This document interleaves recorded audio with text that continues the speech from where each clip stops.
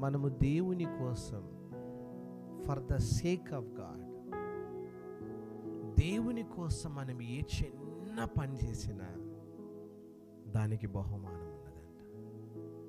The word tells, ఏ చిన్న sacrifice, ఏ చిన్న పని పరిచర్యలో మనం చేసినా దానికి దేవుడు ప్రతిఫలం ఇస్తాడు అని. ప్రభు కోసం మనం చేసిన ప్రయాసం ఏనాడో వ్యర్థము కాదు. The reward is in the heaven. మాకు బహుమానం ఎక్కడుందంట?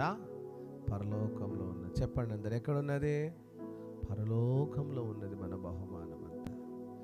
నిబ్బరము కలిగి ధైర్యముగా ఉండుము, దిగులు పడకుము, జడియకుము.